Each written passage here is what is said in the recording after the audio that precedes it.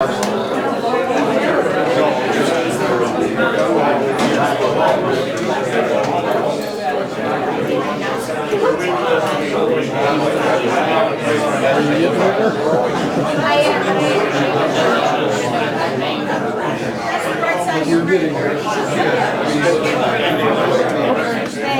welcome. You want me to stick around, or? Okay. We're live.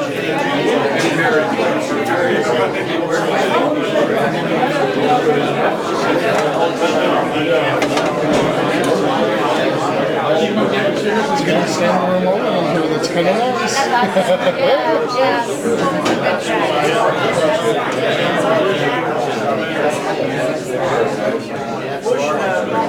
See, I don't know much about last week, so. Camera, put screens in.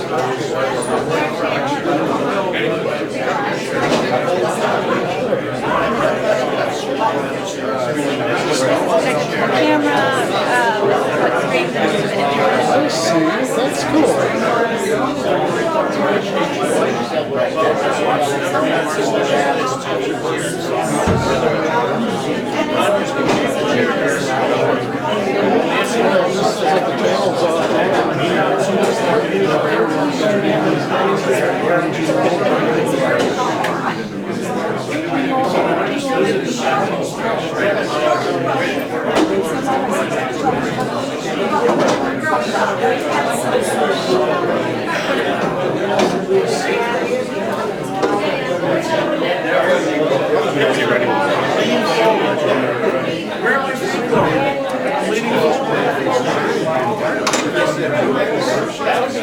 Yours over here.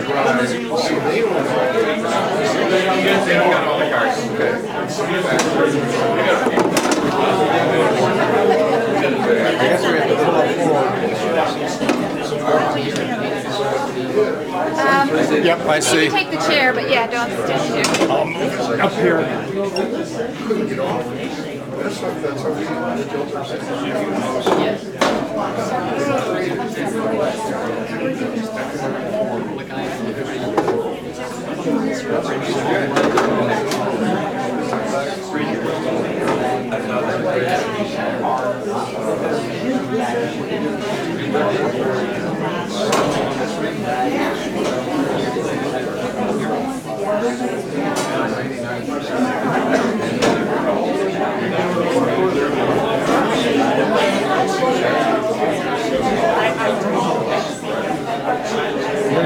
Technology when it works, right?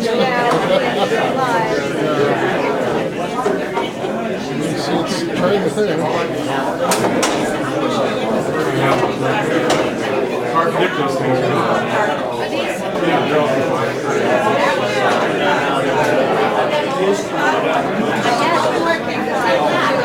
Okay, everybody, a little more people to come in. Let's get started.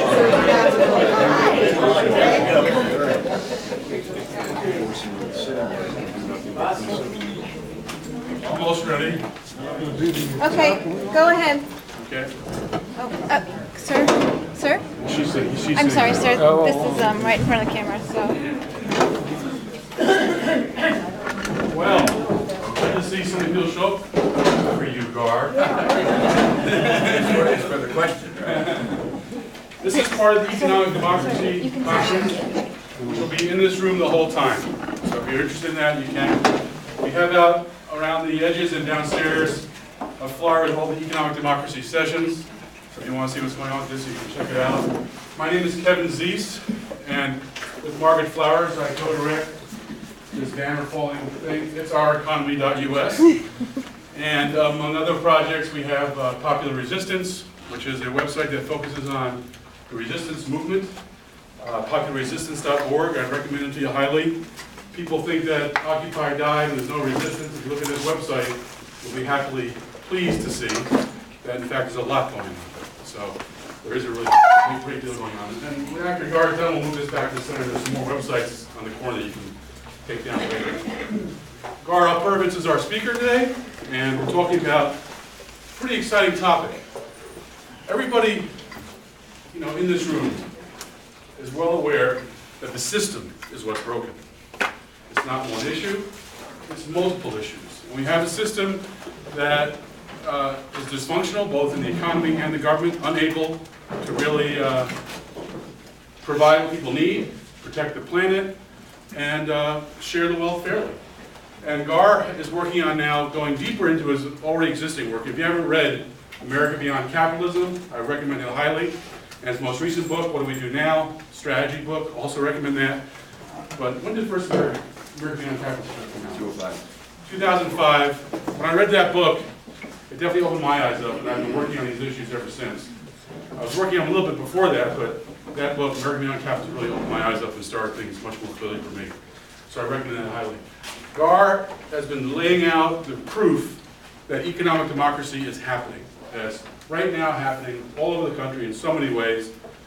Literally 100 million plus people are involved in it in some way or the other, 135 million involved in co-ops, credit unions, all sorts of activities. We're developing new structures. His new work, which he's going to begin to talk about today, is developing a system, a new system. What kind of systems can we put in place to actually function? Because what we have right now is not functioning. So with that, I'll let Gar talk about the details. Gar Alperovitz. Welcome. First thing, Kevin and Margaret are doing fantastic work. Check out that website, it's really awesome. And then, can they get the radio program on it? Yeah, clearingthefogradio.org is our radio show. FOG stands for Forces of Greed. Clearingthefogradio.org. We do an article each week based on it and Truth Out every Wednesday. And that, yeah, you know, I envy that time. It's fantastic stuff you guys write. And I think, how do you produce all that stuff? Oh, there's two of them, right? So I'm just going to assume that I'm not going to talk a lot about how you get from here to there. I mean, that was a little bit last night, and that's what this book is all about. And the precondition is that, so briefly, the precondition is that the system's in an unusual crisis. The pain is driving a lot of people into different awareness, into consciousness. There are a lot of experiments working on companies, co-ops, land trusts, utilities, public utilities, local stuff, city, 27 states investing directly in companies, mini socialism, partial socialism. Somebody asked me about, we were talking about oil revenue. Did I know any place where mineral rights and revenues were used directly for public services? And everybody thinks of Alaska. How many people know a state that uses vast oil directly socialized, not like the Alaska Corporation, to fund education? Georgia? Olivia? He told me. Yeah. Texas. Texas. Texas, nobody knows about it. It's a socialist country. They have historically, that's how they do it. It's in the book. I was amazed when I first discovered that, because they own land rights and offshore rights, and it's direct funded into education projects. So they're doing it. But anyway, if you look around, one of the things, if you look around the country, probably in your own area, and poke deep, nobody does the research. And there is a whole lot going on that is involved with democratizing ownership. But I'm not going to cover any of that. The book is a lot about why that's going on. There's also a beginning debate, and a really important debate. What if you don't like corporate capitalism, you don't like state socialism, what the hell do you want? And if you don't know, what are you talking about? I mean, the question really is, all you radicals, what do you want? And a lot of people have been really airy-fairy about it, and abstract, and rhetoric, and so forth. And so if someone honestly, and I'm from the Midwest, I'm from Racine, if my buddies that I went to high school with, some of them are conservative but very smart and very honorable, guys who are, I'm thinking of one guy particularly, he's a religious guy, but very smart kid. I went to school, we were still friends, very conservative. He wants to know what I'm talking about. Really. I don't want any rhetoric. And I think that poses a question that we have to really grapple with, or we don't have an answer. There's a lot of work to do in terms of protesting, stopping, building alternatives. But ultimately, if you're talking about systemic change, we need an informed, serious dialogue to begin to really develop what that actually means. So that's what we're going to talk about, at least in this discussion. And I've been really pretty deep into it the last several years, but more and more now, as I got this book off my back. Think about it. So the traditional, the traditional argument is state socialism, Soviet Union style, was a system which concentrated power excessively in the hands of the state. by not democratizing ownership, but socializing ownership, and it gave the bureaucrats and the elites and the power center, it gave the power base to them. And that the critique was made, there was a genuine critique made by the anarchists, there was a genuine critique made by some of the democratic socialists, and there was a really powerful, we get a chair for Ellen? It's Ellen Brown, you should go to her session, she's spectacular on the public banking. There was a critique made by the anarchists, a critique made by the democratic socialists. There was a really good critique made by conservatives. They said that thing is going to destroy liberty. And they were right. So, and the left didn't take seriously any of the critiques from the democratic socialists, the anarchists, or even the conservatives, or what we call libertarians now. So, and that's a problem that we didn't quite want to face. What do you do about that? State, if you give it to the state, what happens? Rosa Luxemburg and some of the others are playing around the edges of it. There's a sidebar debate historically, we could get into that, but that's the first question. So, if you don't like state socialism, what are you talking about? The current debate largely is focused on worker ownership, worker co-ops, and worker ownership of companies, firms. That's where the big action, Richard Wolff has been pushing that argument intensely. I'm for worker co-ops and worker ownership. But Rick and a guy named, both these guys are friends of mine, David Schweiker. David has done a whole system where it's all based on worker ownership. Now, I acknowledge and support worker co-ops and worker ownership, but I want to tell you some of the problems with it so then we can get into the discussion. Worker-owned companies in a capitalist market must compete. They have no choice. Because if their prices are lowered by somebody else, they will be destroyed. So they have to turn into the same practices in many ways that capitalist firms have to turn to, including destroying the environment if somebody else is beating them on costs. So a worker-owned company, though in many areas, we can talk about which areas I think it works and which areas it doesn't, introduces the notion of democratizing ownership. But it has problems, and they're not acknowledged. So, for instance, if you had worker-owned companies of, the garbage workers get to own the garbage company, but the oil workers get to own the oil reserves. There are problems about inequality. So you got to face that. And secondly, now we go to, that's just the economics. Now go to political economy. That is to say, I really want to introduce this term because people don't quite think about this usually. People like me spend all their time worrying about it. But political economy thinking is about the institutional power relationships that come along with certain institutions. Institutional power relationships. So, for instance, if the oil workers, here's what David does. Rick doesn't develop a whole system. He just wants worker ownership of the surface. But David does, and David's really smart. David does it this way.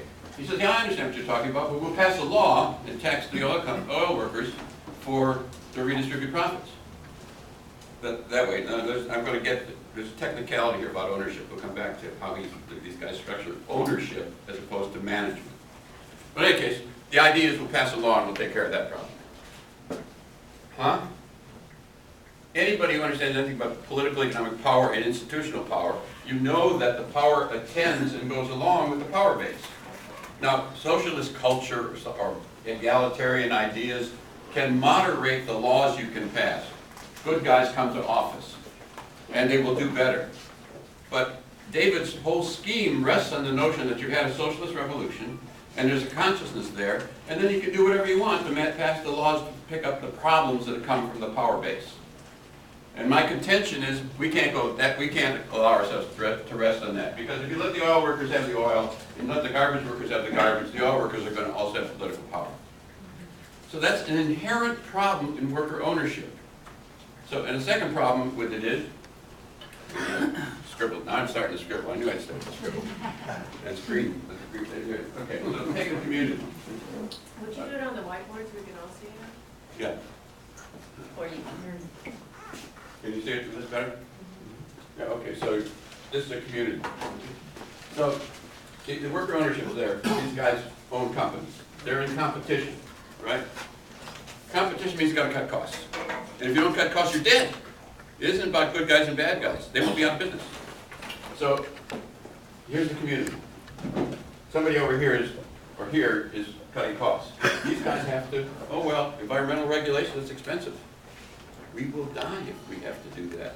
So they got to pollute the community. They have to. And then the idea is, okay, we'll regulate them.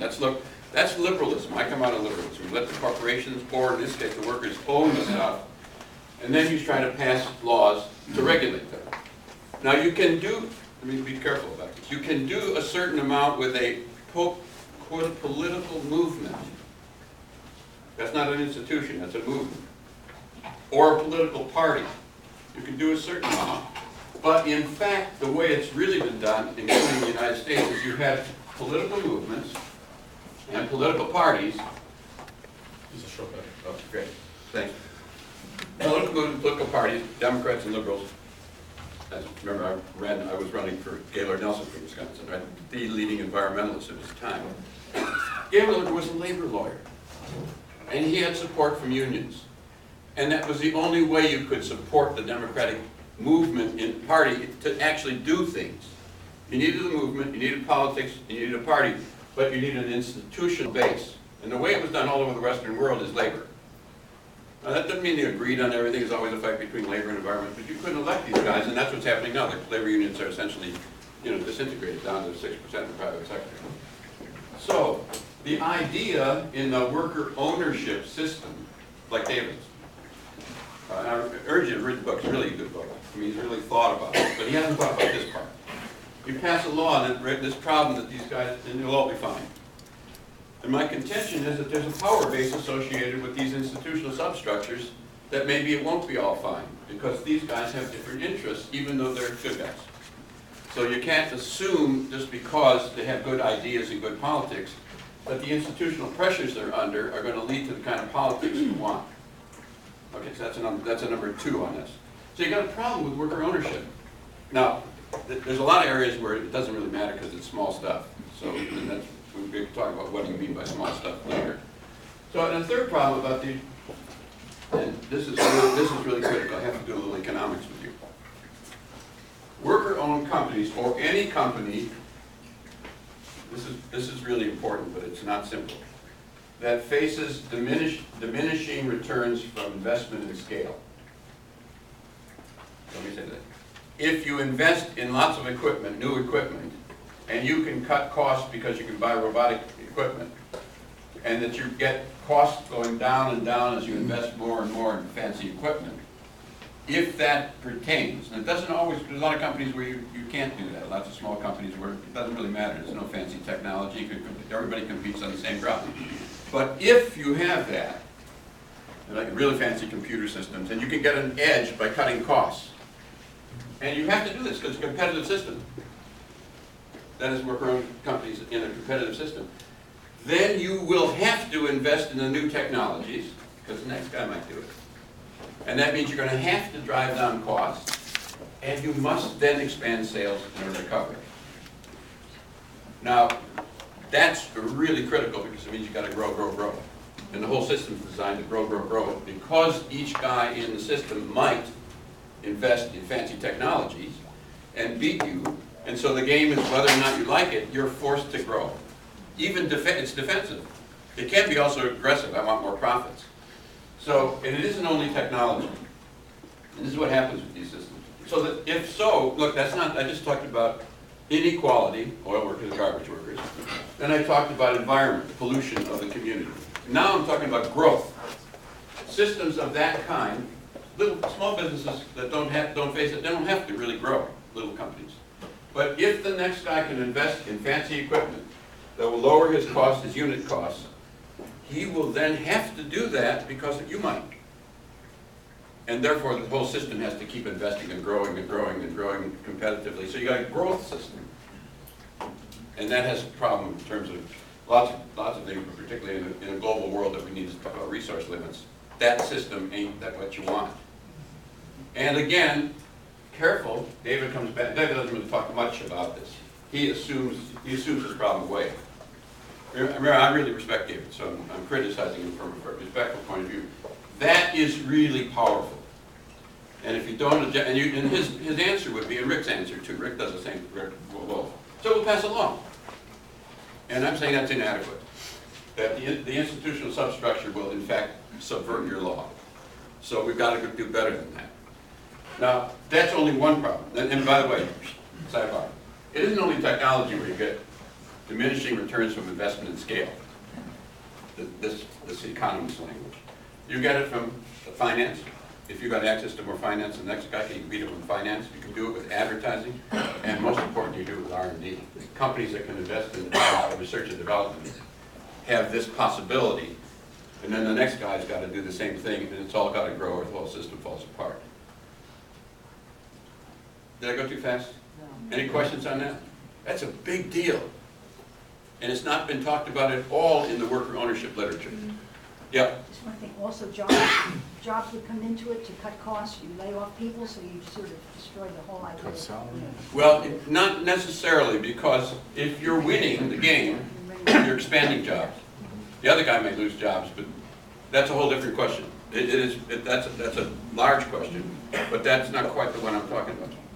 Can you quickly go over why this means that companies have to grow in order to? Because if you invest in new equipment, and that means you can make them per unit cheaper, then you've got to sell all that stuff. Otherwise you collapse, and your whole investment collapse. That means you have to market it. That means you have to sell more and more. The whole name of the game is to sell more and more for everybody, which is what it means by growth. They have to grow. They're pushing growth all the time because that's how they survive. That's the market system with diminishing returns. Yep. Is it possible to approach it more from accountancy and changing the rules of accountancy and changing tax laws? No. To define the disincentives differently? No. And the reason don't think that'll make a difference. I mean, we'll go back and forth, but my argument would be no, for the reasons I'm talking about, because these guys have a reason to do this, and they control the action institutionally. Maybe. I mean, you can't. I'm giving you the structure of power. Your idea is, wouldn't it be great if we just passed a new tax law? And I'm suggesting that the institutional substructure is going to dominate how that tax law gets written. Take a look right now at how the corporations do it, and don't think worker-owned companies are going to be that much better. Sir? I was wondering about... I'm for worker-owned companies. I'm just trying to raise the problem. Things like the EPA, which is losing traction these days. But in the world you're talking about, we could have more strength in looking at companies, institutions like EPA. Okay, I'm arguing against that. Oh, well. And I'm arguing against that, not that we shouldn't do it, but I'm arguing that if you don't change the substructure, what EPA will actually end up doing will be subverted in some way. Mm-hmm. Yeah. That's the argument. So. Okay, but we are changing the substructure. But these guys have an interest in cutting environmental regulations as well. If they're operating in a capitalist competitive sea. Okay. That's the argument. Okay. That's Question. Yeah. What if all of them upgraded? They do. Well, if they upgrade at the same... No, what I'm saying, if they upgrade at the same time, then they have the same competitive situation. Right, except there's a limited market. There's a limited market. There's only so many consumers. So somebody's got to keep juggling to get his share, and what you're talking about would be wonderful in theory, maybe, but all but impossible to do. Bart, do you want to take questions now, or you want to... On this point, because Okay. people don't really understand. In my experience, people don't really have the economics. The thing is, how you handle this situation of they don't produce enough, or they produce too much. I want to come back to that. I mean, I'm going to come back to that. for instance, now, what do you do with the? I don't want to do it right now, When you please. upgrade it- I don't want to do it now, and I don't have time right now. Okay. Okay. I'm sorry, I will come back to it. Yep. Yes, you say that companies have to destroy the environment. I don't agree with that, because what pollution is waste. If the companies can find ways to reuse the materials going up in smoke, that's their benefit, because Sure. there's resources they can gain. I give you a specific I'm example. going to disagree with you. There are lots of cases like that. Rhinelander Paper Mill was producing paper, and they were giving out the byproduct that the public didn't want. It was just wood sugar that was polluting the water. So what they did was they built a plant to turn this wood sugar into really yeast, a high protein food additive in snack foods. And because of that, they were able to take something that was an eyesore and a pollutant and turn it into profit simply for a little creative engineering. Okay, what I need to say that you guys got to help me. I can stop and go into these many problems, or I can carry on with the lecture. Carry on with the lecture. These are very good questions, but I can't do both. So I don't want to be mean and nasty, you know, but I also have to carry on with the lecture and the discussion if you want to go forward. So just a brief answer to your question is that certainly is possible, and they certainly can do that, but it doesn't necessarily deal with the problem I'm talking about. These guys have to grow in many other situations. Sir, on this question. I just want to sum up my understanding and see if I'm on the right track. Good. What you're saying is any competitive system ends up a zero-sum game. Somebody That's right. wins, somebody loses. That's right. And you want to get to a non-zero-sum game with a different system. Yes, but any competitive system has this problem, and particularly with regard to diminishing returns, because then you can cut the base out from anybody else, and you will have to do it because he might do it to you. And passing a law doesn't do it because the institutional power base of the politics is these guys. So I'm for worker. That's really nasty, and it's a brutal, brutal question. Okay, listen. I mean, you say you can't pass a law, but I'm not sure that that's... I'm exaggerating. Okay. Well, I am exaggerating. Here's what I'm suggesting. What if you had an environmental fee for every product that you produce, so that the workers, I mean, the consumers were paying the true cost right up front? No problem. Okay. But that requires you to be able to pass such a law. And I'm trying to get to the point where we understand that there are power bases that are associated with institutions that may or may not let you do what you want to do. There's a lot of things you could do to pass laws. And I'm trying to suggest to you that the systemic problem is deeper. You can't just pass a law. Well, isn't it in the interest of everybody to preserve the planet? Maybe yes, but maybe not in the interest of the guys with power. It is in the interest of the United States today to clean up the environment. Hey, let him go on with his speech. It is in the interest of everybody in the United States to clean up the environment. Everybody. And it doesn't happen. Why? Because there's a power base. And it won't go away. Maybe it'd be better, but worker-owned companies have power bases as well. I'm trying to get that point across. Sure. If I understand what you're saying, is that capitalism really is the undergirding problem. As long as it's worker-owned or corporate-owned, that the concepts of competition within it is destroying what we really want. And that's a significant, that's an important way to look at it, yes. The market, it's not so much capitalism, it's the market. The market has certain technical requirements, and I'm trying to sketch it out from a critique of worker ownership. So, and as I said, it's not just, it's cutting costs in this case. And so there are, and you can't, I'm exaggerating for some people. You can pass some laws, you can moderate this system. This is the underlying problem that has to be faced in these systems. And it's not whether they're good guys. They have to do it because the next guy might. So you got a problem with worker ownership. That's, any more on this question? Do you have a macro end game? Yes, I do. Of course. That's what the lecture's about. Yeah, really. No, I won't get there, because if you don't understand these questions, you can't get there.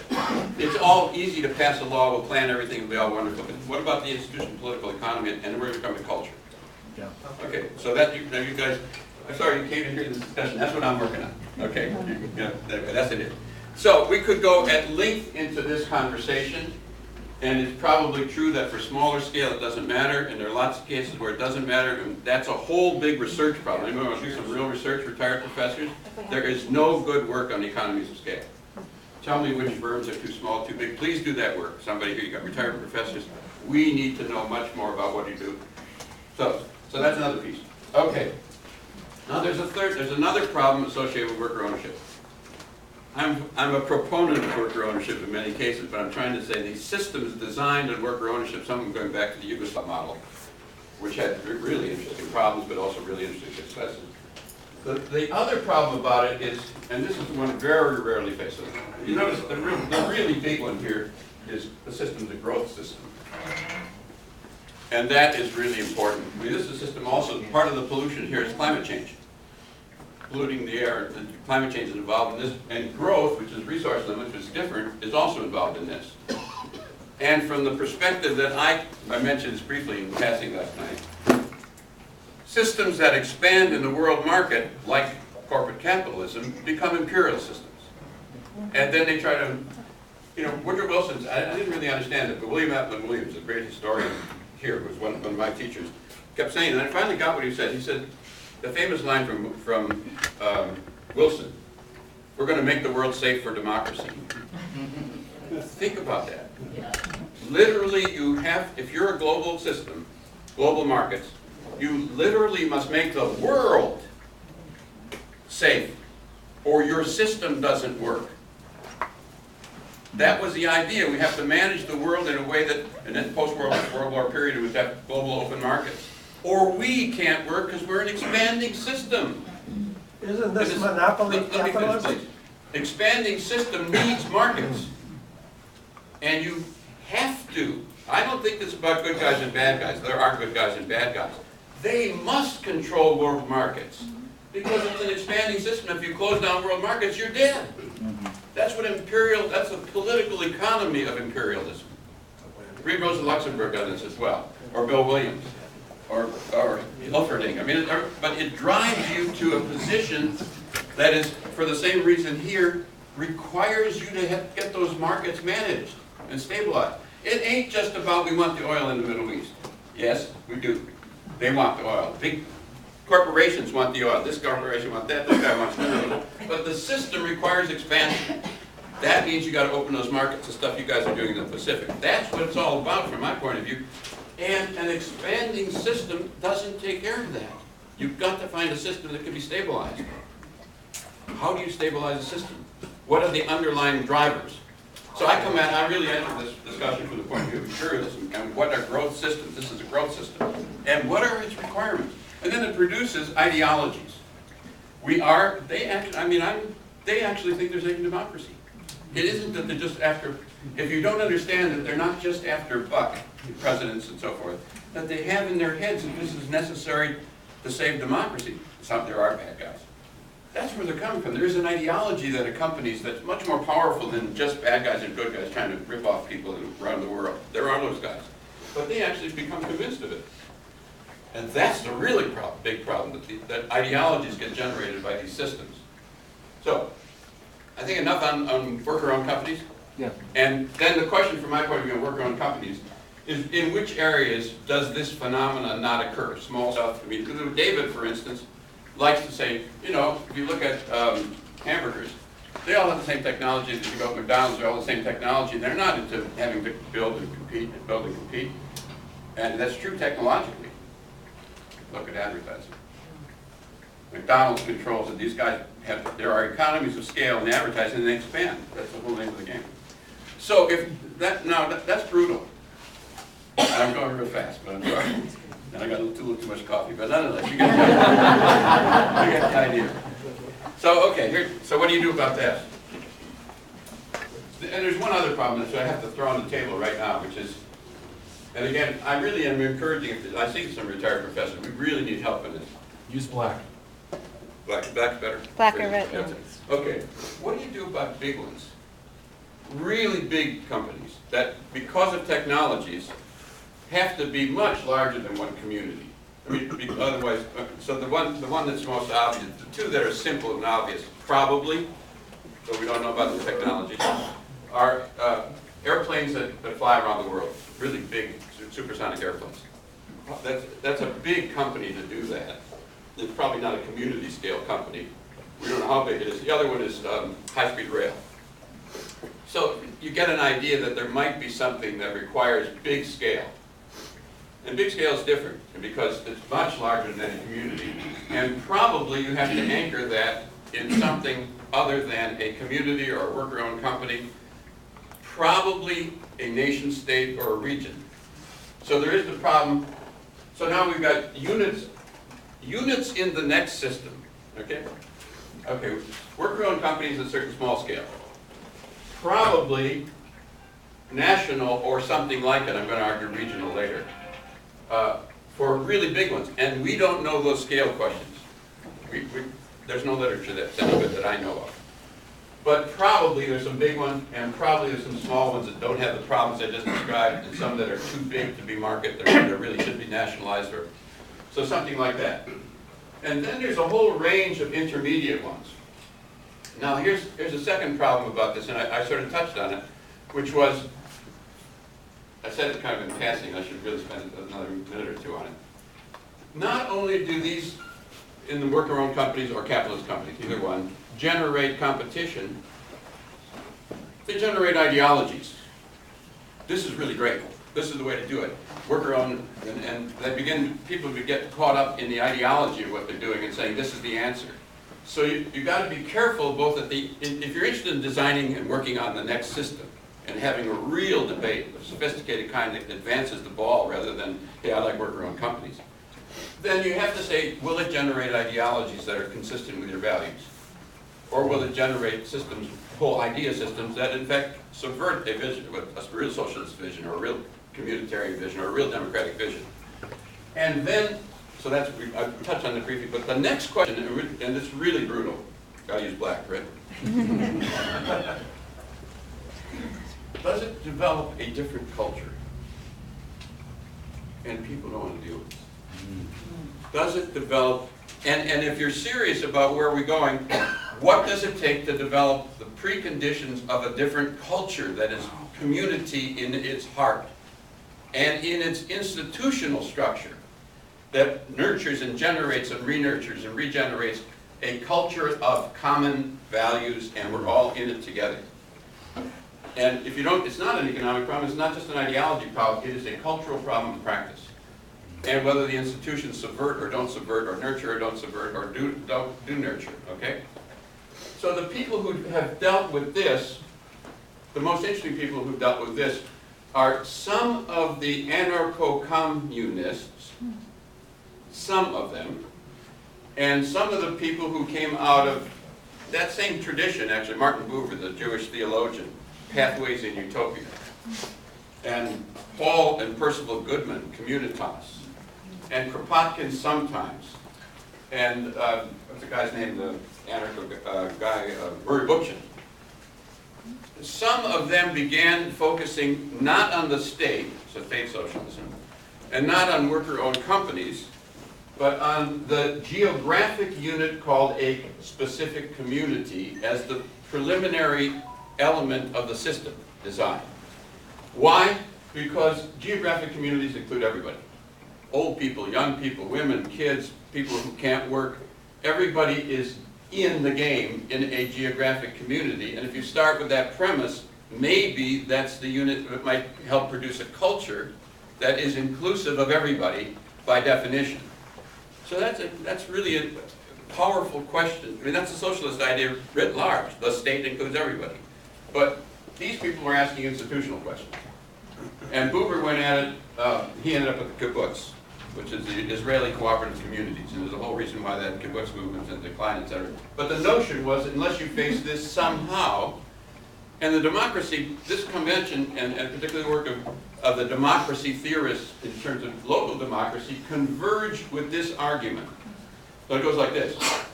Tocqueville or John Stuart Mill or Jane Mansbridge or Benjamin Barber, his name Benjamin Barber, Elkin, all these people argued from, not from a socialist position, not from a communist position.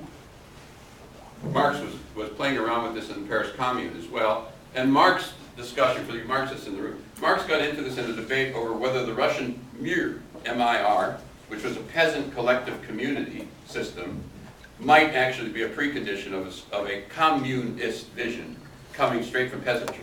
But the notion was communal. In all these cases, the notion is communal as the critical institutional precondition of a culture that might achieve what you want to achieve. That's heavy rap. That's really intense, whether or not you could actually do that. Municipal socialists played around with this in the beginning part of the 20th century. Debs was involved in this. There was a minute that somebody was talking yesterday about Milwaukee, municipal socialism, the utilities, land, Milorganite. You guys know what Milorganite is? Milwaukee was one of the first places to take garbage and sewage and turn it into fertilizer through a socialist institution, and they still do it. They actually make fertilizer out of the stuff that comes out of sewers and toilets. And they sell it. So under socialist enterprise. But it begins with the unit of community, whether you call it a municipality, a city, or a commune, or whatever it is. That's the central unit. And it's critical in this judgment for cultural reasons if you can do it. There's been a rediscovery incident in Murray Bookchin's work. And guys like David Harvey, who's one of the leading Marxists, all of a sudden rediscovered old Murray. And he's really worth rediscovering in his later years, because he began to work from this basis. Some are the anarcho-communists, as opposed to anarcho-syndicalists, which are more into worker-owned companies, are also playing around with community. And then what happens is they develop a system. Here's what happens. So let's assume you start with this. You may actually be able to build a culture. You communitize all the big institutions other than the little guys that are too small to really bother the system. You communitize them. You municipalize them, if you like. Or in Murray Bookchin's thing, in big cities, you neighborhoodize. I'm sorry, black. I'll leave you to you neighborhoodize some of the stuff, and then you communitize the big stuff. And the whole goal is to build a different communal structure, culture, etc. Yes? Can you please give concrete examples? And I mean, yeah, I want to understand what are some of those things that... The city owns a municipal company. That's a concrete example. It owns a power company. But it might own all kinds of companies in common. I'll give you an example in Cleveland. So in Cleveland, here's what we're working on in Cleveland. In this case, it's a unit. This is like Murray Bookchin, one neighborhood. In Cleveland, right now, in the neighborhood of 40,000, average annual income is 18,000, unemployment 40%, largely black. Okay? There are not government institutions, there are quasi-government, they're non-profit corporations, hospitals and universities, but the money base is Medicare, Medicaid, and so forth. In that structure, there's a new non-profit corporation for the neighborhood, which also has on it worker-owned companies that it controls. But the nonprofit is based on building the community as a geographic area, and these guys kick in some profits in the form of the Mondragon model, but in this case geographic. Mondragon is not geographic. Mondragon is not a geographic model. We can come back to that if you like. It is in the vast region, but it's not geographic. And then there's a financing model to rebuild the entire community. Now the Cleveland model is totally inadequate. It's a primitive model, but it is based on the theory that the whole community ought to benefit from economic activity. Yep. So if you're in Seattle and you have Boeing Corporation, where would that fit? Well, Boeing is maybe one of these big ones that doesn't fit in this system. We have to come back to it. It's too big. Okay. It has to be maybe national or regional. That's why I pulled it aside. Big airplanes. Okay? Gotcha. So I'm talking about not those. I want to come back to those. But you get the idea here is based on lodging certain scale in the community in some form. Now, let me give you a sidebar on this because I introduced a second subject which is really important. I mentioned, you guys should catch me, notice in this one, it's really interesting. This system, because these are hospitals and universities with lots of taxpayer money in them, and they're using purchasing power for these companies. That is a planned economy.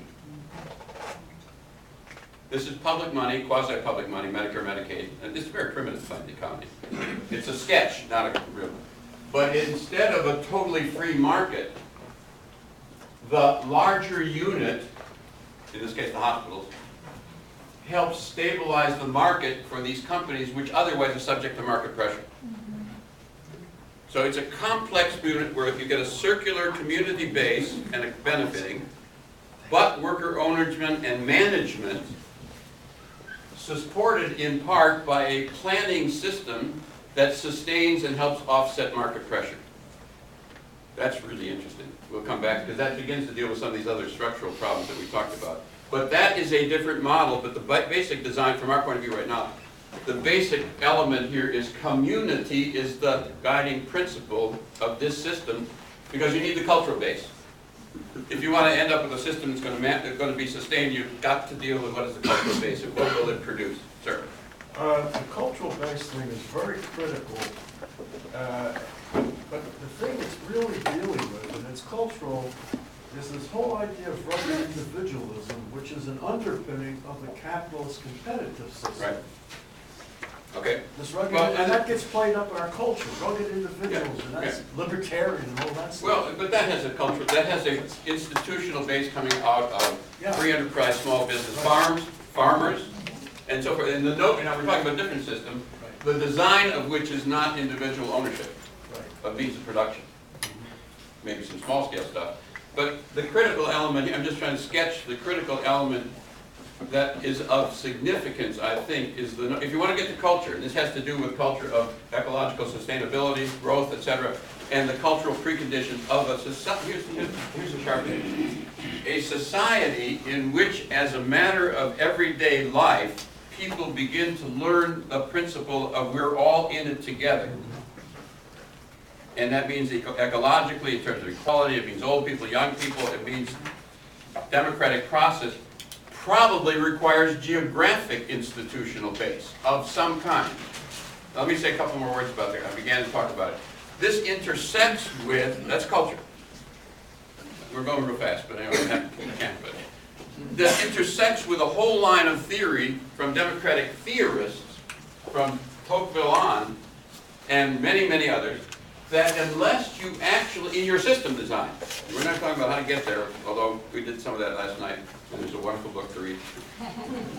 In your system design, this is Tocqueville, and John Stuart Mill, and Jane Mansbridge, who's the president of the American Political Science Association, just now, from Harvard, and Ben Barber. Here's the question.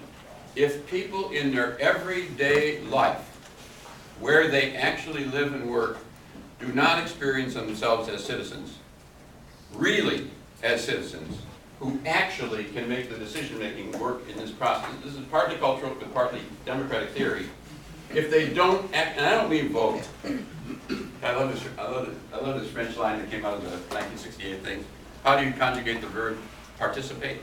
And Tom Hayes, a friend of mine, participatory democracy. This is a kind of riff on participatory democracy. I don't think participatory democracy gets us there. And I'm for it. The French, how do you conjugate the verb participate? I participate, you participate, we participate, they decide. It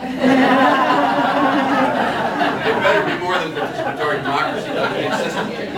So let me finish this a little bit. So the argument is that unless, as a matter of the institutional design of the next system, unless it actually nurtures and sustains in day-to-day community experience genuine democratic practice, and the institutional economic substructure that nurtures that, you ain't going to have democracy at higher levels because you don't have citizens. You may have voters, but citizens, by which I mean people who actually, not to say aye and yes or no and elect the next king, people who actually propose and dispose and come forward as activist citizens to invent and create the problems that they are asked to choose from. That's a different notion. That's not participatory democracy, though it leans in that direction. That is a full-blooded idea about citizenship. But the critical point from our point of view is it needs a substructure unit in collective unit called a community. So that it intersects with the cultural problem. So I'm building up an argument for community. I'm going to narrow it later, but I'm trying to say that this unit begins to become much more important economically, culturally, and in terms of democratic theory. And if that's so, it may be important in terms of the next system design. Sir? How do you deal with the fact that many of the large urban communities are composed of various other suburbs around the central cities, whose views may greatly differ, and yet they are also part of the community because the taxes and so forth are many of these people move out of the city so they don't have to pay taxes. Sure, I absolutely understand. That's a problem transition. We're trying not to stay at the level of theory. We could come back to that, and I won't because I don't have time to. But you're absolutely right to identify the problem. So on this stuff, go ahead. You had mentioned Mondragon and the Basque region, and that's been very successful. Is that in contrast to what's happening with the rest of Spain, which does not work that way? Yeah, really important. How many people know what Mondragon is? Like she says it the right way, I can't say it the right way. Mondragon. Okay, so it's 85,000 people in about 120 co-ops integrated in a very loose structure. It's participatory and high tech groups, et cetera, et cetera. It's a really interesting model and very important because it's introducing the idea. And it is 4% of the Basque economy. Wow. Critical, and much less of the Spanish economy. So there's a lot to learn from Mondragon. There's a lot to learn from Mondragon because it is participatory and it's high tech and it's really interesting. And it is currently an expansionary system caught up as any worker control system and it's a worker-owned system in the global market. And it is up against capitalist competition. Yes, that's it. And it is not geographic. It is culturally related to certain parts of the Basque region, but it is worker cooperatives. But it does not partake of these questions of system. It is not a system. I'm a fan of lots to learn from Mondragon. We used a lot of it in Cleveland. But really important to understand that it's up against the world market in competitive capitalism. It has nothing to do with planning. It has nothing to do with political structure. It has nothing to do with how you build a system. It can give us insights, many, about how to do real participatory development. But because there's so many people who got entranced with Mondragon, I have to say my way. I really want to ask you to take a look at it critically from the point of view of system theory. Sir. Yeah, I have the same problem pronouncing it. But when they went from being the Basque area only, they just opened plants in Mexico, and they're not worker-owned. That's another problem. They're just flat exploiting. Well, they're trying to change that, and they're not environmental, and they're trying to change that. But the inherent systemic design is worker ownership in a cooperative structure, not communitarian and not socialist. And it's not about changing the system. It's about changing the elements of work. What they're really worried about is jobs for Basque people. But it's brilliant. I'm trying to give a balanced position. They've done brilliant things. But And that shows the difference because Spain is really suffering. well, no, it doesn't. It gives you 4% of the Basque economy, and it is very useful, but now they're facing the global economy. Spain is capitalist and has a lot of problems. Capitalism all over the world's got a lot of problems. They've done rather well with what they've done, but it doesn't solve the systemic problem for the large numbers. It's not what they're interested in. They're interested in that institution, and it's really great. I'm sorry, let me knock it, because people get really rosy-eyed when they go over there. And they go, whoa, because it's very impressive. And I think it's great. I'm really, we're talking about systemic design. It is basically, if anything, it's a syndicalist design. Syndicalist design, meaning the design of systems that largely revolve around the worker ownership and build a politics from that. And if you projected Mondragon, which they don't do, they're not interested in systems. They're interested in Mondragon, which is a worker-owned company, basically. But if you projected it, then you'd have a lot of them next to each other, and then the question of how do you mediate the power relationships between these animals. So anyways, but nonetheless, there you go, I said. Somebody had a question. Sir? Or, who was it? Was it you? No, you answered it. It's fine. Okay. Thank you. Yes. How did we get there? Well, I don't want to talk about daylight. No, I'm happy to talk about it. Yeah. I am happy to talk about it. That's all I think about it. And that's all I write about. But I want to get these systemic design. We got the time available. I want to touch. I'll tell you what I'm thinking about. So I'm really happy to do this discussion because I am really in the middle of this, as you can tell. And I want to get it on the table, and then let's fight over it. But I want to get the elements on the table first. Yes. Dr. Alperovitz, I just... Dr. Alperovitz, yeah. I was trying to get your attention. I have a question. When you talk about building this sense of community, right? We need that first before we come to this. And I didn't say that. Oh, okay. You didn't. I said we do need extent. I didn't talk about sequencing. That's a whole other question. Okay. But at any rate, my thoughts, and we had that joke about citizen. Right. Really, I think at the basis of it, when you look at, for instance, our system in many ways and other countries, is how do we think of ourselves as human beings? Okay. That's something we all share. In this country, you're an income generating unit, you're an asset, you're a liability, you're a loss, you're an employee. But we really don't, a lot of our systems, I mean the healthcare system, and I see that people do not regard themselves as human beings with a set of rights. Yeah. And I think, to me, if we don't get that, Well, we're not gonna get anywhere that's what I'm else. talking about here. That's what is addressed in the communitarian stuff. That you must, that's exactly what they're concerned, but not just rights. Rights is a different language, but actually the consciousness of a different kind. And that's what the community stuff's about. So, you know, whether it can be done or not, I'm trying to lay out what the issues are and all this. So now we've got, maybe we haven't come back to what do you do about the big guys? And we've talked about worker ownership, and now we're at the community scale. So here's the problem with community stuff. Now, because it's nasty, all right. If all these communities float in the capitalist sea right now. We haven't done anything about the capitalist. Somebody asked about macro. Okay, so if you look at Detroit or Cleveland went from 900,000 to 300,000, and you actually take seriously this argument, either John Stuart Mill or the anarcho-communist argument, that you need to have communities. Now the question is, how do you stabilize the economic floor underlying the communities, or you're screwed? So let's start with communities. So I just gave you one way to do it. At some level, there has to be an authority capable of stabilizing the market in which the communities flow. We can do it with worker-owned companies in any place.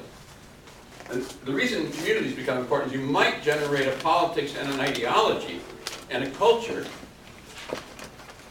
Let me say this really carefully. The reason community structures are important, if they can be achieved, is you might generate a politics and a culture and an ideology by virtue of the practice of the community that could begin to generate higher order politics based upon the development at the level of community experience. You might be able to get around worker owners here, private capitalists there, corporations here. You might be able to get both the institutional substructure and the cultural substructure that could sustain a different set of values. What she's talking about there, that could translate into a different politics. Our community, all in and together values. And they might not have to inherently grow. Now we're into imperialism and growth. Problem comes up in either anarchist or other literature or socialist literature or capitalist literature. Here's Detroit, here's Cleveland. Those are cities, communities. How do you actually stabilize the economic basis in a market system? So far we only have a market system, which is necessary to give enough stability or these people are screwed. They have to fight because they lose their jobs. The auto industry collapses. Auto industry collapses, what happens? Technology moves, what happens?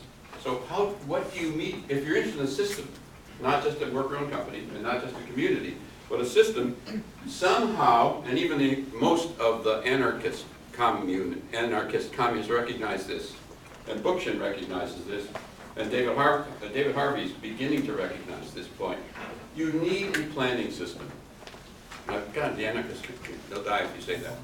But what they call they say it's a confederation of communities. Will this work? Hey, it works. I hope you all took these down, right?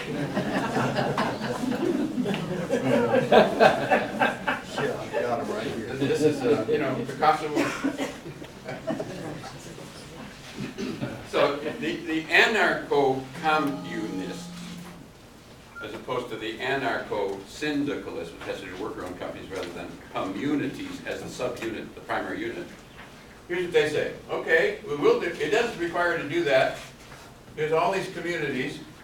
A society is nothing more than a lot of communities. It's an anarcho-communist view. What we'll do is build a confederation of these in order to stabilize the market. I've left aside Paracon. We'll come back to Paracon if we have time. It's another model, which is a really complex model, and I think not doable, I would argue, though they're good friends of mine.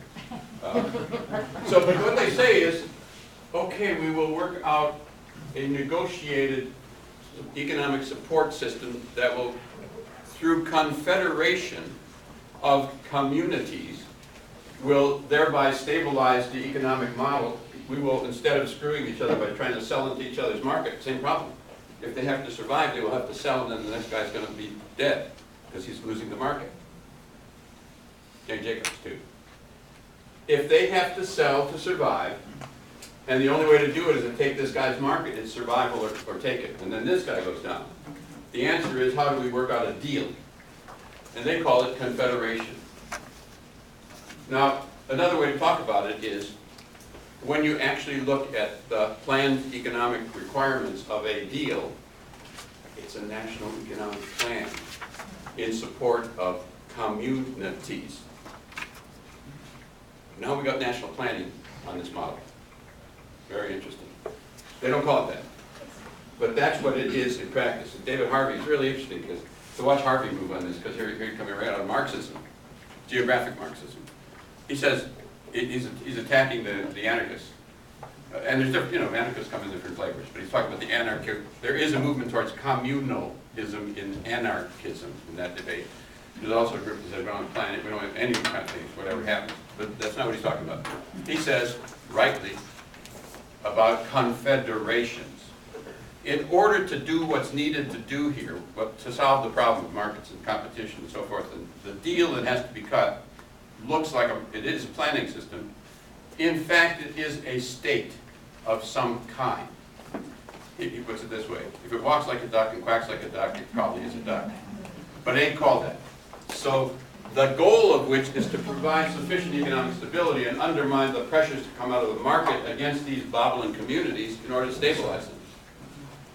So now we've got, if you buy this argument, now in some way, we haven't done anything yet with this, but in some way, you probably have room for even entrepreneurs.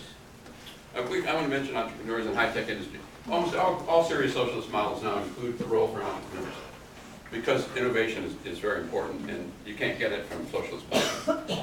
So most of them have roles for high-tech, and you let the guys play in the field and let them make some money, but just keep them in a constrained area, and you get innovation. So that's a whole sidebar issue, whether you allow entrepreneurial high-tech development as a private enterprise. Most models now include it for that reason. Another piece about this, which I want to introduce. In the more interesting worker-owned models, David Schweiker's one, and there's a guy named Ackerman who's been writing a Jacobin magazine. Y'all want to know about Jacobin, which is interesting. Started a new magazine. It is not, they socialize the ownership. And they also, that's to say, the workers don't get, it's like a big corporations, the corporate capitalists own the company, and the managers run it. But there are incentives to run it, because you make more money, and the managers make more, so you're operating in a market. So in both the Ackerman model and the Schweikert model, basically you actually do socialize the ownership, nationalize ownership. And you set it up in a deal so the workers can run the game totally, and they make profits out of it. They're in the market, but the ownership profits go back to the just like to a capitalist owner. The managers can make a lot of money, and the workers can make a lot of money, but the whole game is to make money. And the ownership can be socialized. So they want to do that to deal with some of the inequality problem. That's a variation on worker ownership that's being discussed. I want to put it out there. Not just worker ownership. That's socialized ownership, but worker self-management in a market system. So all the same problems occur that we've begun to talk about. So far, in the models that begin to emerge, what you're having is some small entrepreneurs and some room for high-tech innovation.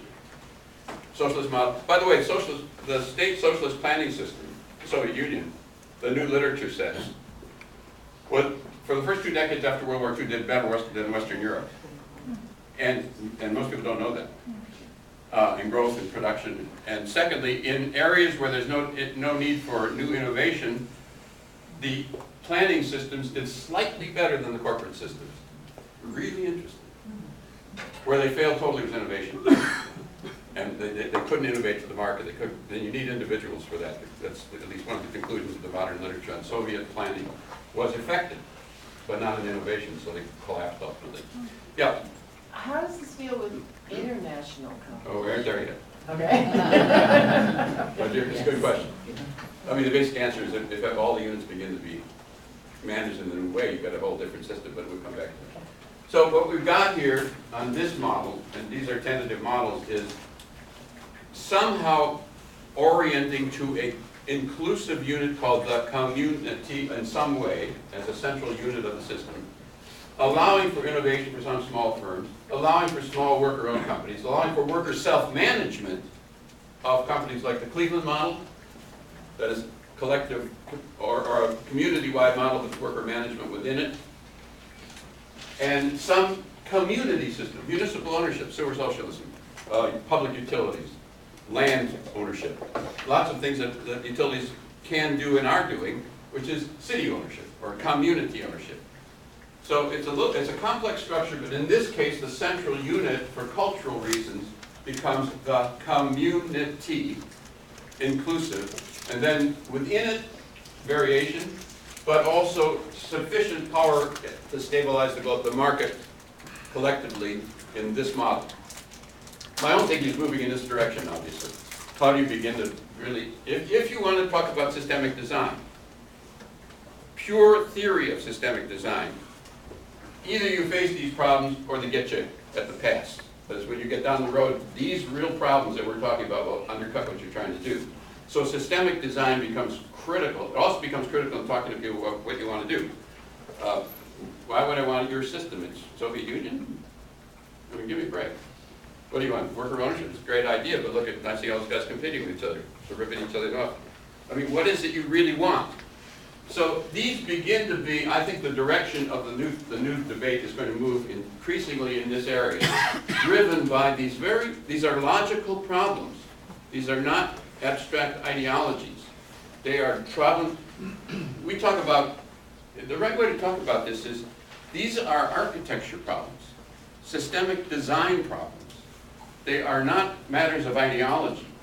They are what is workable. What do we know about what might be workable? And then how do we get from here to there if we have, and how do we refine it as we go, and how do we learn more and more about it, and so forth. So let me add one other big problem. The other problem is these big guys, big corporations, maybe Boeing, I don't know which one. And probably they're so big they need to be nationalized. Yes. Or probably. But there are probably not that many of them. I keep looking for examples. I keep coming up with high-speed trains and Boeing, but I'm not, it's really hard to find examples that technologically require large scale. So that's unknown territory. Yes? What about defense companies, Martin Marietta, Brown and Juice, those kind of things that they make missiles and... Well, there's another example if we're going to have that in our system. But this is to be looked at. I mean, we understand the catalog. Then we need to do the research on what's necessary. Maybe missiles. I don't know about missiles because let's put it on the table. But those are part of also, like Boeing category? Yeah, like Boeing. Yeah. We don't know what's in this box, but we know something's in this box. Apples? I don't know about Apple. That's a question about Apple. That's high tech. I don't know. So these are really they're technological questions, and they're researchable so far. So now you've got a whole kind of a rough sketch of maybe a system. I want to introduce one other big problem. I'll use this. One other big problem for large polities. So this is really an American problem, but not purely an American problem. We don't actually face how extraordinarily large this system is. And it's really time for the left to face this, and for the country to face it. But we need to add to this parliamentary systems. I mean, the 200-and-X-year-old Constitution is a creaking system designed to produce and conserve conservatism. The whole system was based on expansion. You got a sidebar, because there's a whole political design problem. So let's do a little bit on political design, just very little bit. Madison's idea was very straightforward. He was clearly a Marxist. Well, if you read Madison, if you read Federalist 10, the argument is straightforward. The people who own the property are different from the people who don't own the property. The name of the game is to preserve it for the people who own the property. That's right out of Madison. He's not squeamish about it. And that's what those people were, 4% of the system. And the name of the game was, he was broader than that, how we produce some kind of a healthy community. He wasn't interested, he wasn't crass. He wanted to build a community, he had a community ideology within that framework. So that was the name of the game. These guys are going to run it because they know what they're doing. The other people are peasants, they don't know what they're doing, and we got the power. And one of the ways to do it, back to imperialism, if we keep expanding, then they won't gang up on us. but they will be satisfied with their lot if we keep expanding. And it's not crass, it's how do we build a system? And that was his vision. There was a hope, there was a communitarian vision, but he wasn't going to change property. And he knew that property meant you have markets. And if you did that, you're going to have to expand, go west, take over the whole damn thing. And that was the model. He was also smart about this. The reason I introduced Madison is Madison's really interesting in this respect. He was a political theorist. He was trying to work out a system design. We live with it. And the creaky old system that he put together at the constitutional level has got this Congress. I mean, it's really a creaky system designed to block power and to keep race power. I mean, it's a foolish system, but it had a certain design quality. We get into it, but probably certainly there's a whole political design question here about parliaments, and I don't want to get into that, but if you're serious about it, that's also part of the systemic design question we have to get into. There is another problem here that I do want to get into, and this comes out of Madison. Madison's argument in letters to Jefferson was, if we, Madison famously started out that when the Federalist Papers and all this was being signed, can you have a democracy in a big system? Previous to that, Montesquieu, the idea was you can only do a little system. And he says, no, we can do a big system because we can keep expanding and we'll solve these problems by growth. So growth will solve the problem. Get that? The whole Madisonian system is growth will solve the problem of conflict, class conflict. It's really class conflict. And secondly, if you spread them out, they can't get together and group take it away. That's Madison. And we can also build a community on that. It will work. He had a vision. He also writes in his letters to Jefferson, and he was really clear about this. If it got too big, it would become an imperialist, tyrannical system.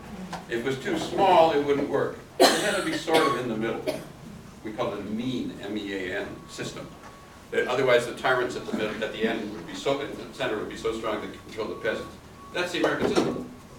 This was at a time when there were 4 million people sprinkled along the eastern seaboard. And the system then kept moving and expanding.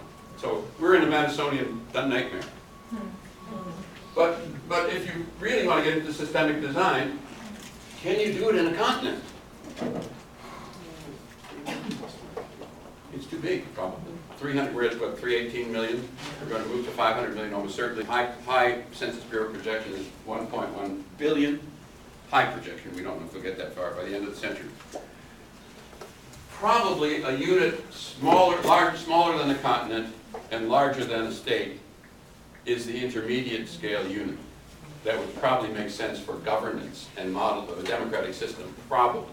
There's very little developed on this except in some federalism literature on federalism and confederation. The articles of confederation become very interesting as you begin to look at that.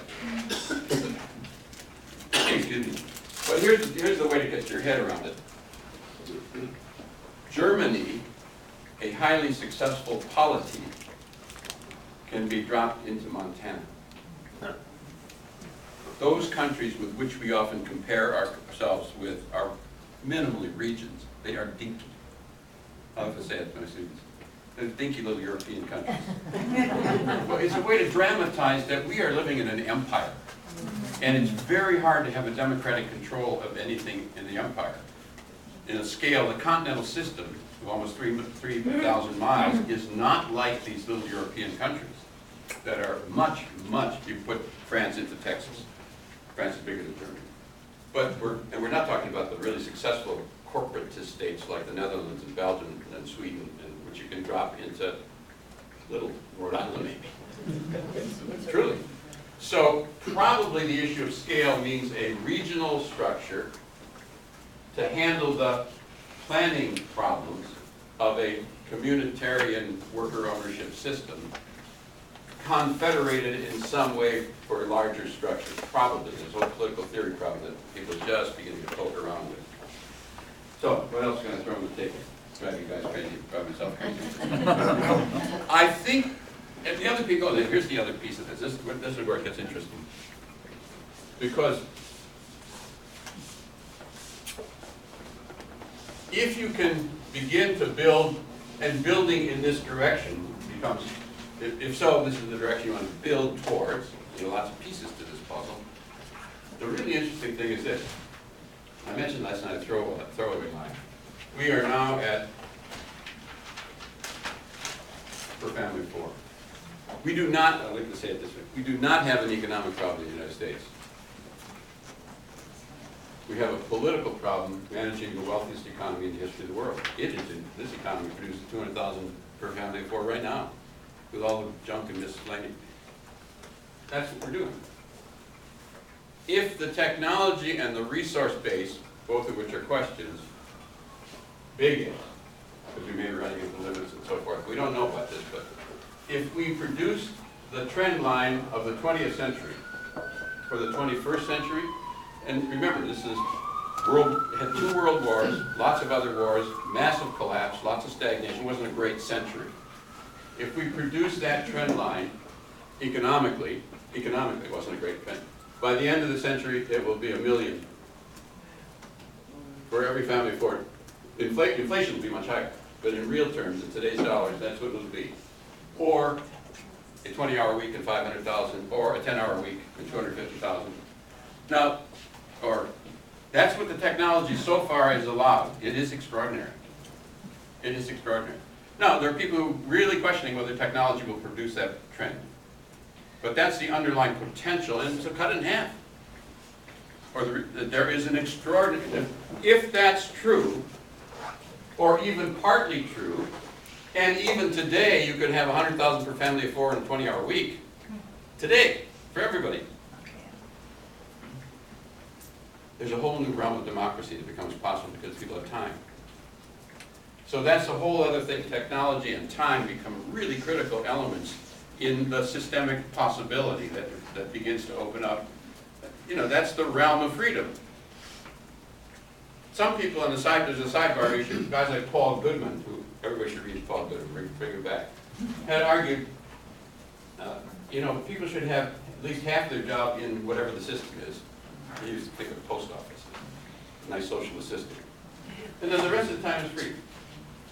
So yeah, you got to contribute to the whole, but you also have an anarchist part. I mean, there's all variations on it. That was the Goodman variation on this in the scene. So what else have we got to cover? What else have we got to cover? Yeah, questions about this? Yeah. I just want to say about the regional, that I've heard it suggested that maybe by huge watersheds, maybe break up the continent in terms of watersheds for the ecological reasons as well. Yeah, or ecoregions. Right. I'm not sure about that. There is a whole eco-region concept, but it doesn't often face political economy problems.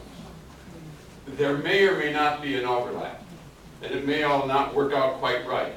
So yeah, it's really important to notice that the ecological discussion has opened up regionalism, but it is also not necessarily coherent with this form of regionalism. And so there's a big discussion that has to sort that out. However, New England is kind of an interesting, you want to think about regions, New England and the upper Northwest are the logical candidates. The other one, you're going to love Let this. the South secede. Let the South. Well,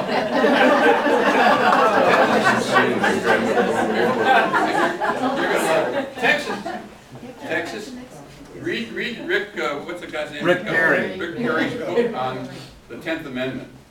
It's a very good book. I mean, it's written by, obviously for him, by some scholar. No, it's, I mean, it's, you know, politics, no politics. I wouldn't, that's the standard. So I don't knock him for that. But this guy's really smart. It's a really serious looking at the 10th Amendment and the rights of states. And it would not surprise me if, whether they secede or not, they began pushing this, and that is a region. California is also a region potentially in the next system.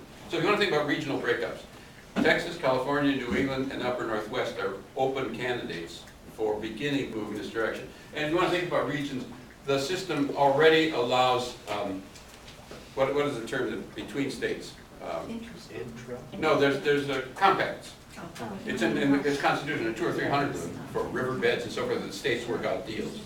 They're not national and they're not state. They're federal. They're regional. Let's see. 1, 2, 3, 4, 5, 6, 7, 8. Let's go. Okay. So you're talking about communities.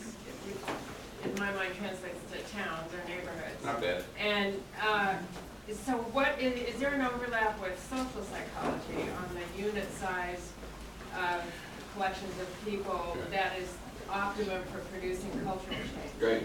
That's now you see that. But I love that question. Can you repeat it? play this game, then we really have to get a lot smarter than we are. We need knowledge, and that's a kind of researchable question. We really need to get this beyond raving socialists and raving anarchists and raving worker ownership and maybe to say, well, what makes sense? What can we learn from what we know? Really, it's time, and there's a lot of retired professors. Get at it. Yeah, thank you for that. So I don't know the answer, but yes, there probably is a lot to learn from those studies and cultural studies. Number two, whoever goes next. Yeah. Thank you for that. That's really, you guys, you know, We're not as dumb as we look. We're not as dumb as we look. It's not about dumb. It's not about dumb. It's not about dumb. You guys want to make a contribution? You got time on your hands? You got smarts? This is a game to get into because we need it. Otherwise, it's all rhetoric and bullshit. Yeah. Yeah. It's got to be rich and developed and designed, and maybe you don't like the sketch I'm giving you. We need to get beyond, oh hey, mine is better than yours, and look at here, wow. Yeah.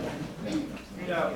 I just got a little bit lost when we were talking about the sort of regional communities, and you were talking about maybe like the anarcho-communistic vision of like confederating them together to like create an economic base.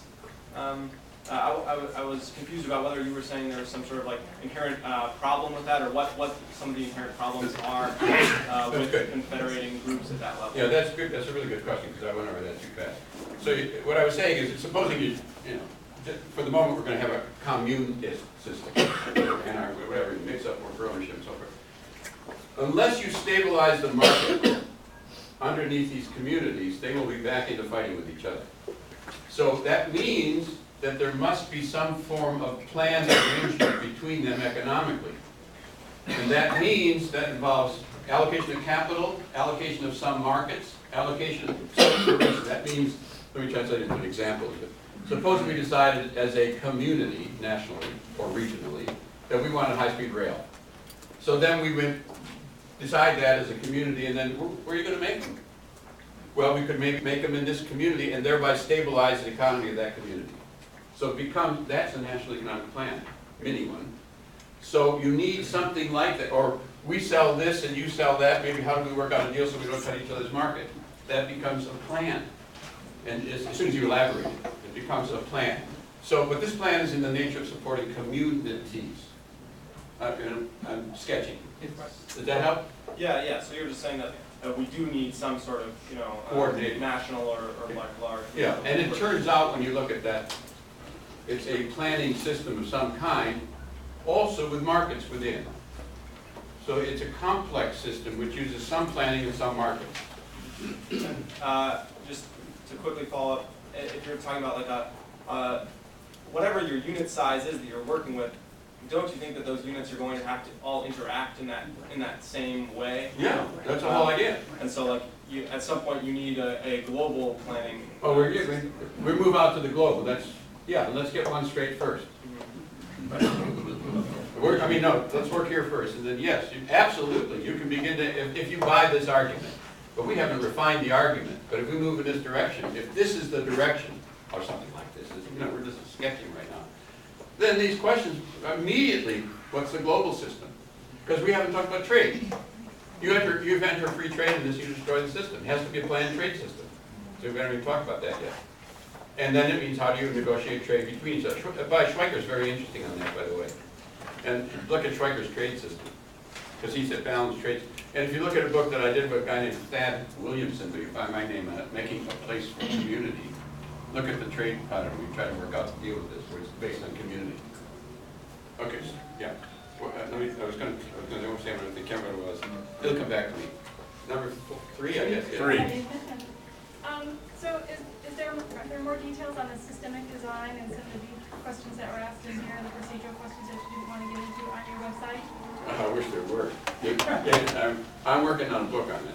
But if you look at the afterword of the book called What Then Must We Do, I try to sketch some of the problems that we very briefly. Just one interruption. The next session that begins at 11 o'clock, there's a PowerPoint presentation on that very question. What a new model, what he's talking about. Good. So Good. Actually, I don't have to do any more work.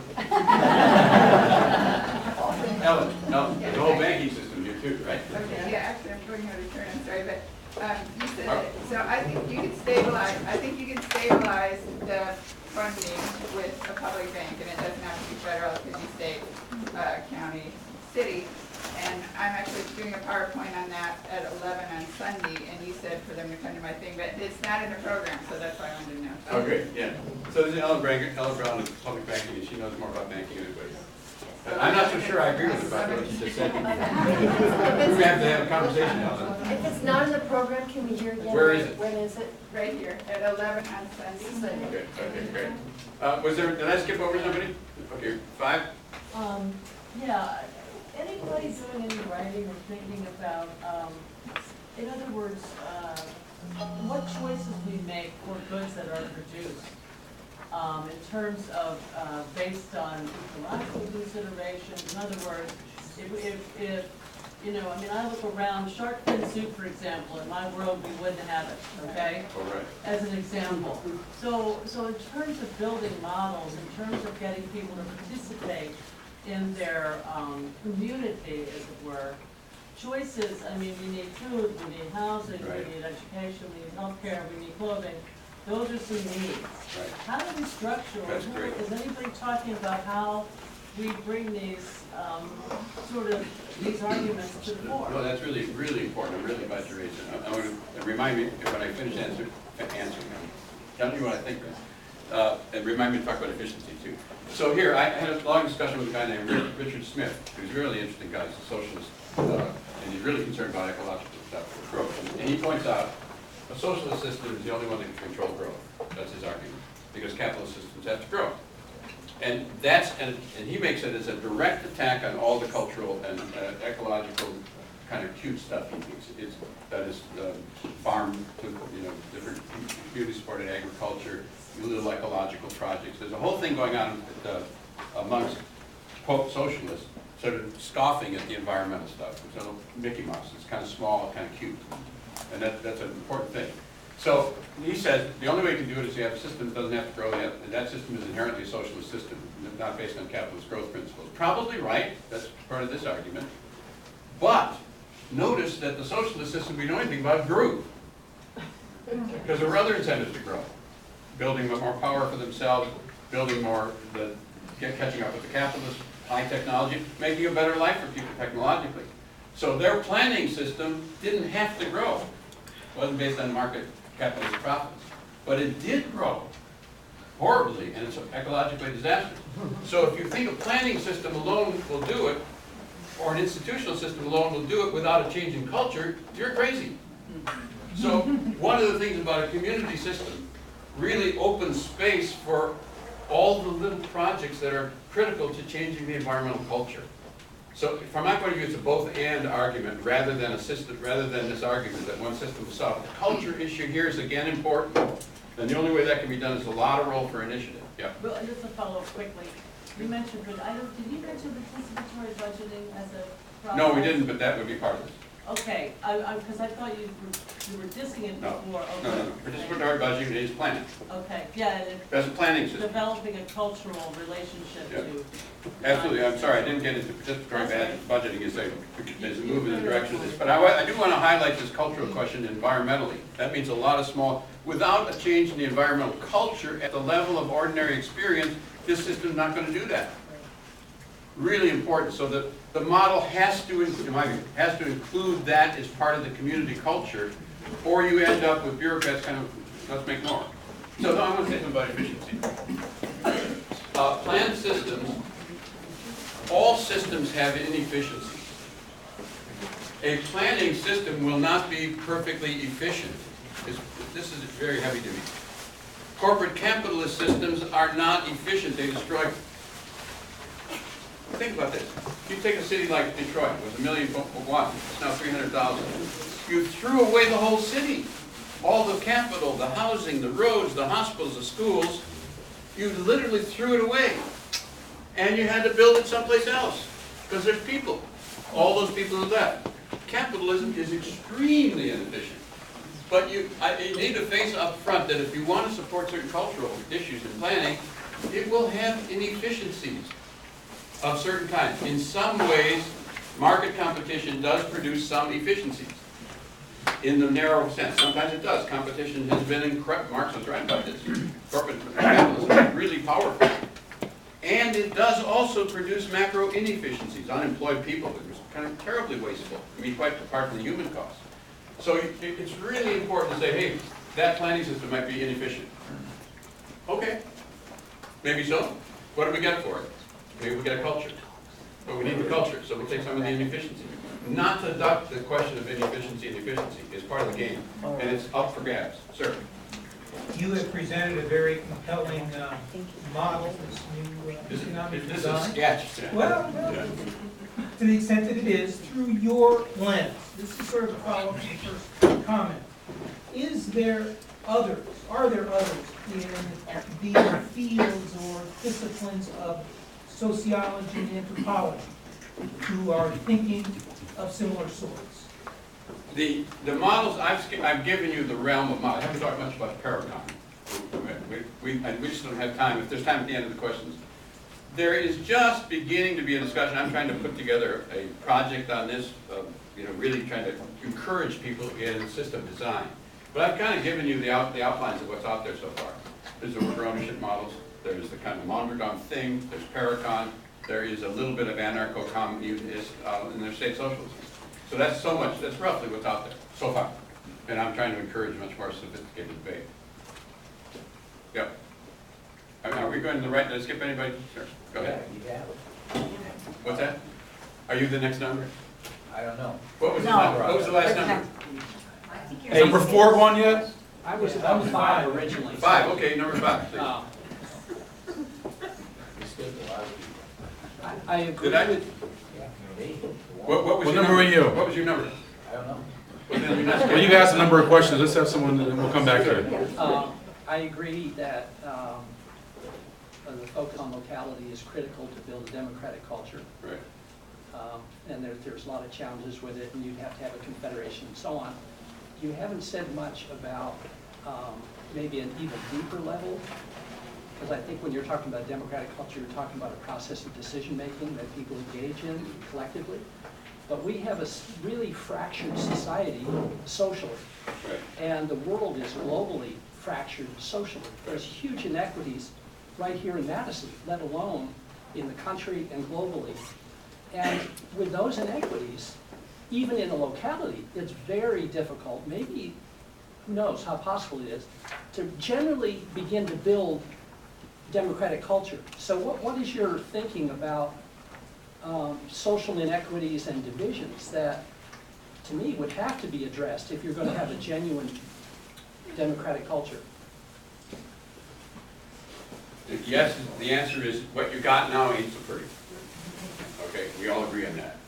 And my argument is that if we're actually to transition towards this, anything like it, there are a whole series of interventions which are critical, some of which are confrontational to back them off. Some of them are traditional liberal to try to raise inequity questions of poverty, whatever we can get, I'll take. And some of them critically are introduced. I mean, the whole point of this book is showing Americans that we already do a lot of, the heart of, Marx was right, and so was Madison. The heart of the system game is who gets to own the capital. You can take it from Madison or Marx, I don't care. They were right. So unless we democratize the ownership of capital and do it in a decentralized way, building up to whatever, you can't get there, in my opinion. So the period that I see we're in is introducing elements and also consciousness and ideology. That's why I think ideas are important. I do think ideas are important sometimes. That the creation of it. So the struggles that you're talking about over the next 3 decades are the struggles that we all need to engage in, introducing and building elements, and beginning to talk about where it all goes, and beginning to try to transform and confront. I am not a utopian. It may be. So as I said last time, maybe it's not possible. And the question becomes, how do you move from here to there as best you can? Nonetheless. Number 6. 6. Who's 6? Okay. Are you 6? Then let's take him. Go ahead. Well, we lost the 6, 7. That's everybody. Go ahead. We answered all the questions. There aren't any questions left. Go ahead, except his. Sir. Is everybody listening? Okay. One thing we have. Speak up. Speak up. we have to define what a community is. And I've seen projects that were just simply stopped in their tracks because different communities couldn't work together. A key example, Wausau Area Transit Authority was supposed to include the Wausau area, but it didn't. Here's why. You had various communities who were supposed to help with the bus service who didn't. And the reason for that is different communities couldn't get together. They couldn't agree on who's going to, how that expense is going to be shared, who's going to pay what. And as long as you have cities and villages and different townships, like you have the Kingdom of Wausau and the municipality or the Duchy of Schofield and the province of, say like Weston, they can't get on the same page. So what happens, people are being held hostage. People want a bus service to get to Target, Walmart, and various places that they otherwise couldn't get. And they include people who are elderly, people who are blind, various forms of handicapped people, and they're left out of the process simply because the bureaucrats are too busy squabbling to agree on a common goal. He's absolutely right.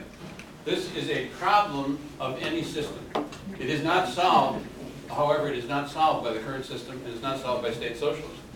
There is, either you can develop a culture and a common culture that begins to build a base culturally as well as politically, or you do get what he's talking about, duchies playing off against each other. He's absolutely right. So this is not an answer unless you're actually thinking about how do we build the vision of we're all in it together. And then the question is whether or not the units, not unlike current units, which are the suburbs versus the cities versus the central city, etc., begin to actually generate all that ideology. Ideology is important. I knocked it earlier. But ideas and ideology become important if we begin also to have a vision of the concrete systemic design. So it's raising a real problem with anything that's like this. Sir? Seems to me that the Amish culture has addressed a whole lot of this. Yeah. Can you make any comments on Yeah, that? that's true. We may find some insights from some of the religious cultures in the Amish culture. That's a good point. We may learn something from that. There was a number 7. Is there a number 7? There was a number 8 also here. Go ahead, Brian. Okay. We'll come back. How are we doing on time? 5 minutes, I'd say. Okay. I'm very much for the state right, like Rick Perry, except the first question I have, why he owns the oil wells that belongs to the people of state. How can we go after those people who owns the state natural resources and get them back for the people of the state? How can we do that? I mean, this is another approach going to make state kind of giving them some rights. And my first approach would be, how do we nationalize the state resources for the people who live in that state? I'd like to cut in your jib. Obviously, that's a political question which we're all going to have to debate. I don't have the magic answer. I'm talking about systemic design, but that's a political part of the game. If you want to play this game, you got to put down decades. Decades either way. Even if you change it tomorrow, you still have all these problems. Tomorrow, if you took power, tomorrow you'd have the same problems we're talking about. So the question of the transition, if there is a transition, is to build as much as you can on all the fronts that we're talking about, with a clear theory too of where you're trying to go. So it may be that nothing's possible. We don't know the answer to that. So people in the room who want to play the game, you're hoping that we can, by common effort. Revolutions are also common in history. So are we attempting to move in a direction that is intelligent and wise and we thought enough about it, done the research? We've got to do that, and then we commit. There is no answer other than go forward, but to try to do it intelligently. We have 2 last questions only. I'm sorry, over here and here. Why don't you just both give your questions, and Gar, you can wrap up after with those 2 questions.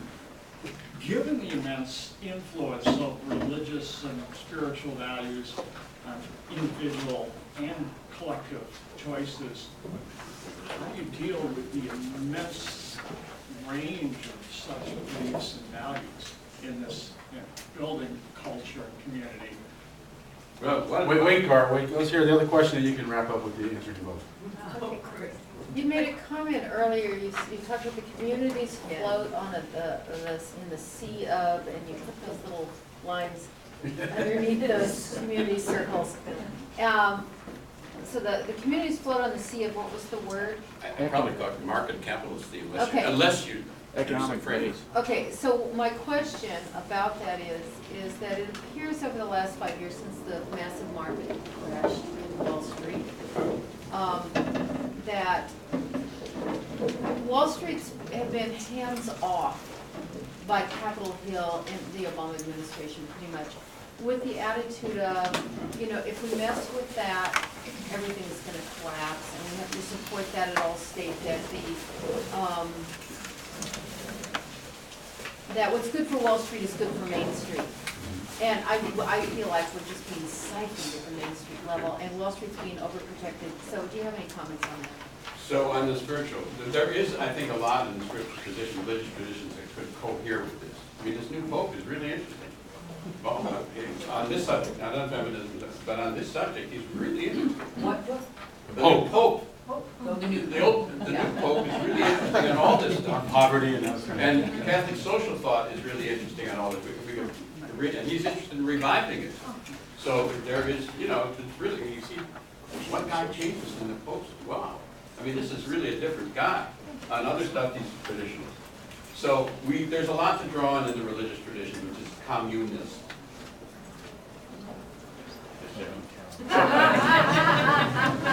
Anything on Wall Street?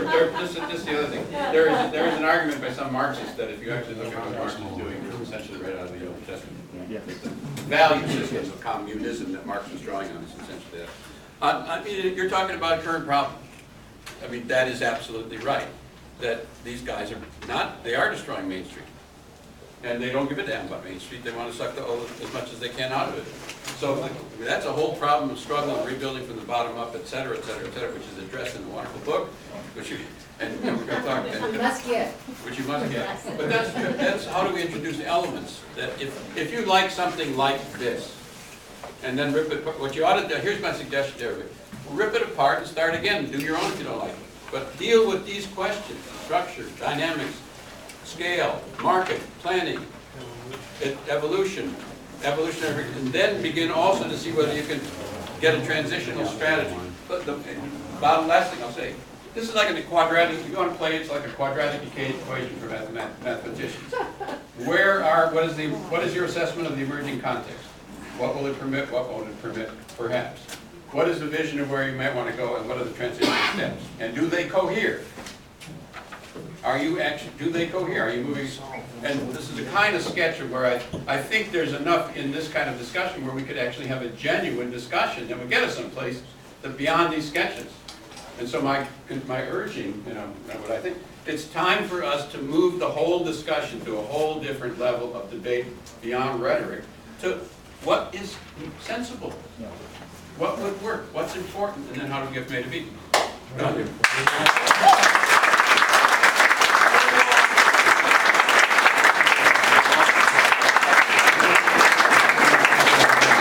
About 15 minutes before the next session. Laura said last night, think of yourself as historical actors. I think what we saw here is the beginning of a very important, potentially historical shift. So a lot of work ahead, but it's a very important beginning. We're going to follow this with the next session at 11 a.m. Lily Franzen and Herb Edwards on kind of building on this, visioning the next step of society and what steps we take now. I want to alert you to, I want you to learn to a Friday night economic democracy plenary. They'll be held down the street just across from the Capitol. It's in the program.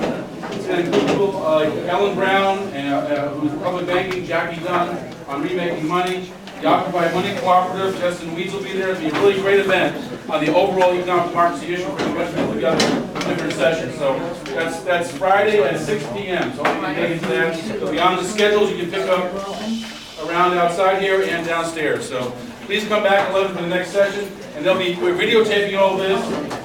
And so it'll be on our website, itsoureconomy.us. We'll be summarizing all the sessions as well there. So itsoureconomy.us for video and summaries. Thank you all very much. Thank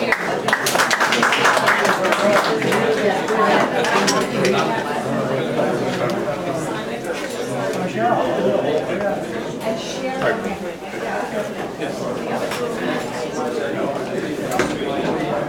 morning. It's hard to get up today. 2 more hours.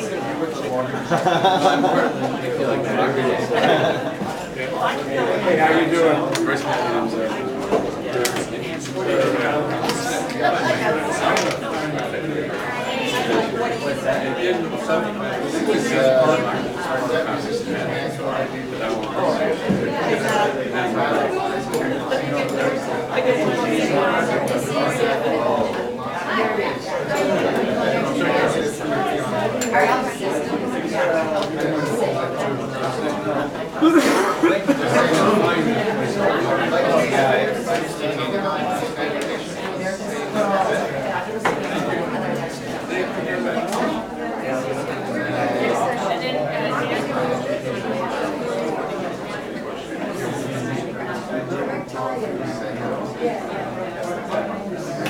So you want to